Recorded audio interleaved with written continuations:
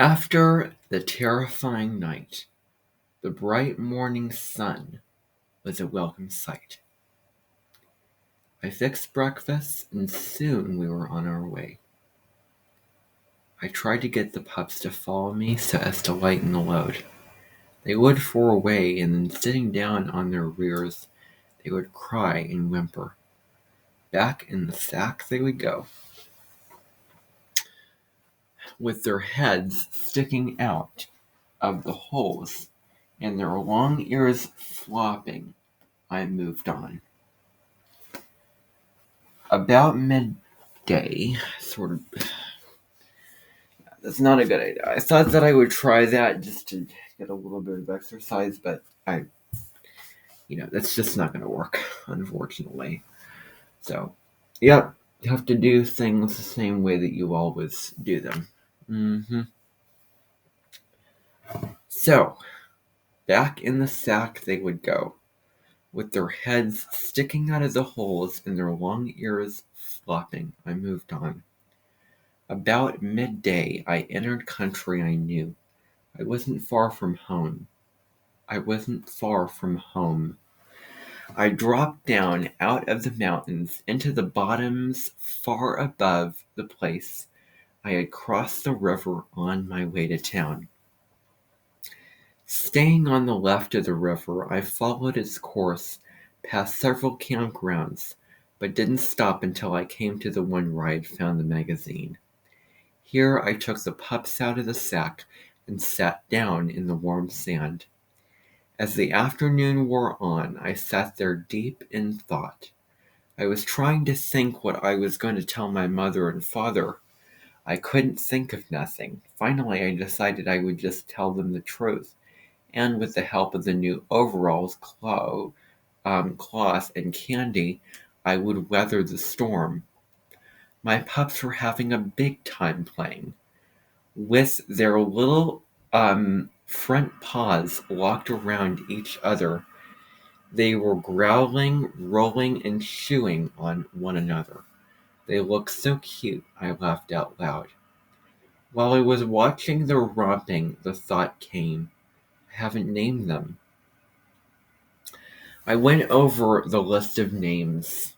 For him, I tried Red, Bugle, Lead, name after name as before. For her, I tried Susie, Mabel, Queen, all kinds of girl names. None seemed to fit. Still mumbling names over and over, I glanced up. There, carved in the white bark of a sycamore tree, was a large heart. In the center of the heart were two names, Dan and Ann. The name Dan was a little larger than Ann. It was wide and bold.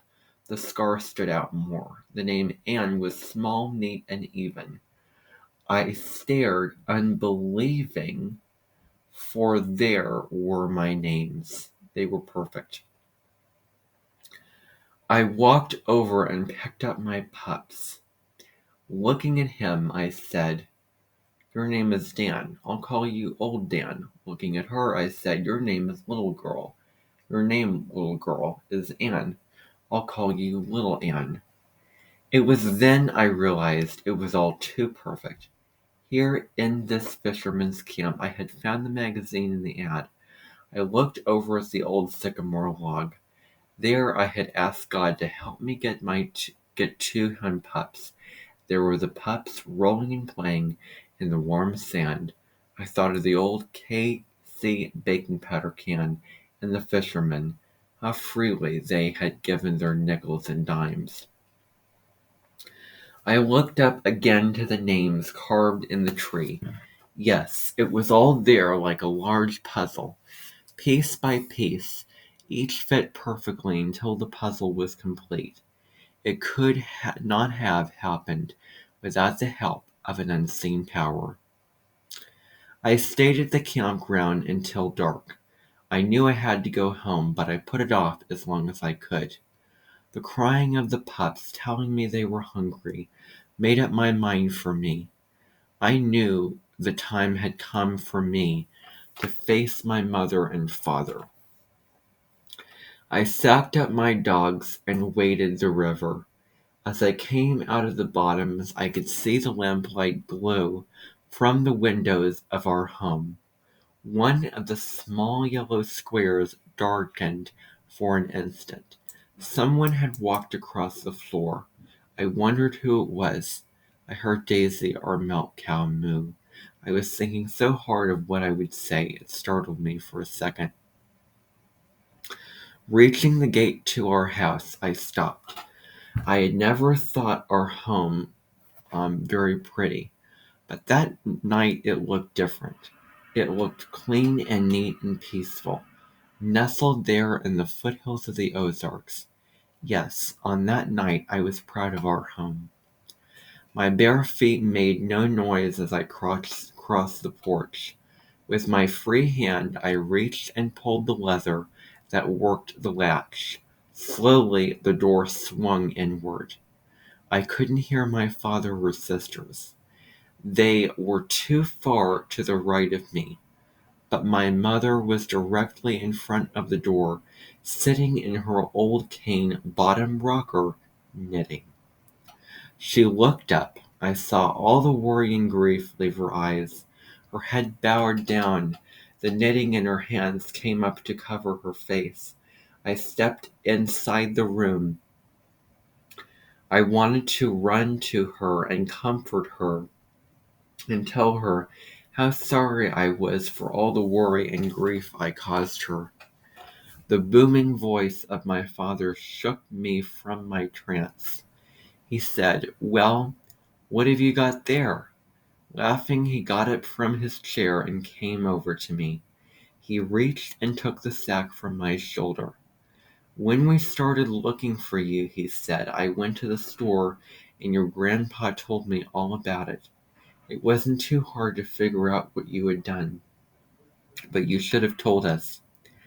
I ran to my mother and dropping to my knees, I buried my face in her lap.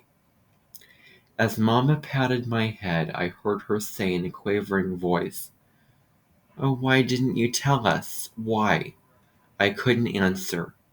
Between sobs, I heard the squeals of delight from my sisters as they fondled my pups. I heard my father say, "What's the other stuff you've got? What's this other stuff you've got?" Without raising my head from my father's lap, in a choking voice, I said, "One is for you, one is for Mama, and the other is for the girls." I heard the snapping of string and the rattle of paper. The ohs and ahs from my sisters were wonderful to hear. Papa came over to Mama. Laying the cloth on the arm of her chair, he said, "Well, you've been wanting a new dress. Here is enough cloth to make half a dozen dresses." Realizing that everything was forgiven, I stood up and dried my eyes. Papa was pleased with his new overalls. My sisters forgot the pups for the candy. The light that was shining from my mother's eyes as she fingered the cheap cotton cloth was something I would never forget. Mama warmed some milk for the pups. They drank until their little tummies were tight and round. As I ate, Papa sat down at the table and started talking Mom man talk to me. He asked, "How are things in town?" I told him it was boiling with people. The wagon yard was full of wagons and teams. He asked if I had seen anyone I knew. I told him I hadn't, but the station master had asked about him. He asked me where I had spent the night. I told him about the cave in the Sparrowhawk Mountains. He said that must have been the one called Robber's Cave. My younger sister piped up, "Did you stay all night with some robbers?" My older sister said, "Silly, that was a long time ago. There aren't any robbers there now." The other one put her nickel's worth in. "Weren't you scared?" "No," I said. "I wasn't scared of staying in the cave, but I heard a mountain lion scream and it scared me half to death. They won't bother you, Papa said. You had a fire, didn't you? I said yes. He said, they'll never bother you unless they are wounded or cornered, but if they are, you had better look out. Papa asked me how I liked town. I said I didn't like it at all, and wouldn't live there even if they gave it to me. With a querying look on his face, he said, I'm afraid I don't understand. I thought you always wanted to go to town. I did, I said, but I don't anymore. I don't like the people there and couldn't understand them. What was wrong with them, he asked. I told him how they had stared at me, and had even laughed and made fun of me. He said, I don't think they were making fun of you, weren't they? Yes, they were, I said, and to beat it all, the boys jumped on me and knocked me down in the dirt. If it hadn't been for the marshal, I would have taken the beating. Papa said, so you met the marshal. What did you think of him? I told him he was a nice man. He had bought me a bottle of soda pop. At the mention of soda pop, the blue eyes of my sisters opened wide. They started firing questions at me, wanting to know what color it was and what it tasted like. I told them it was strawberry and it bubbled and tickled when I drank it, and it made me burp. The eager questions of my three little sisters had had an effect on my father and mother. Papa said, Billy, I don't want you to feel badly about the people in town. I don't think they were poking fun at you. Anyway, not like you think they were. Maybe they weren't, I said. I still don't want to ever live in town. But I still don't want to ever live in town. It's too crowded and you couldn't get a breath of fresh air. In a sober voice, my father said, Someday you may have to live in town. Your mother and I don't intend to live in these hills all our lives. It's no place to raise a family. A man's children should have an education. They should get out and see the world and meet people. I don't see why we have to move to town to get an education, I said. Hasn't Mama taught us how to read and write? There's more to an education than just reading and writing, Papa said. Much more. I asked him when he thought we'd be moving into town. Well, it'll take some time yet, he said. We don't have the money now, but I'm hoping one day we will. From the stove, where she was heating salt water for my feet, Mama said in a low voice, what am I looking at? An angel number? Pray every day and night for that day to come.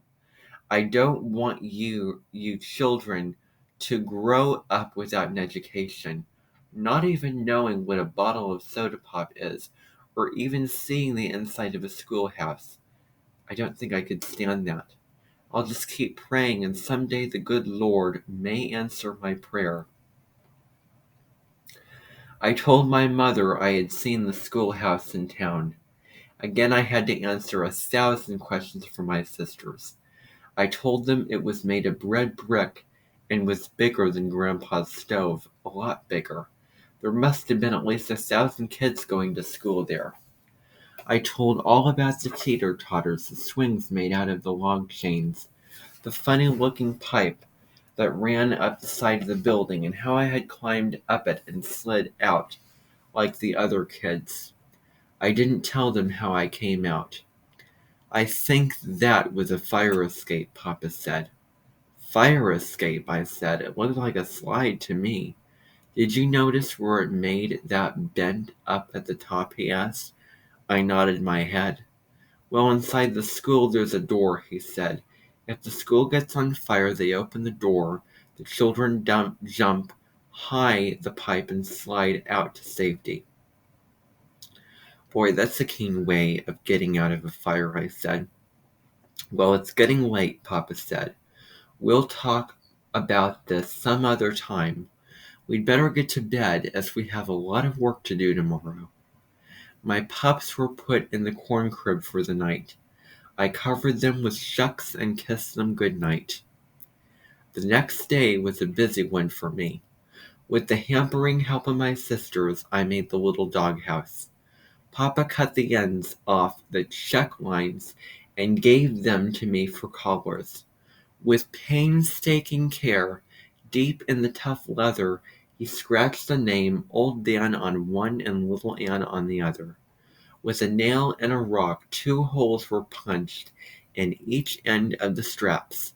I put them around their small necks and laced the ends together with baling wire. That evening I had a talk with my mother. I told her about praying for the 2 pups, about the magazine and the plans I had made.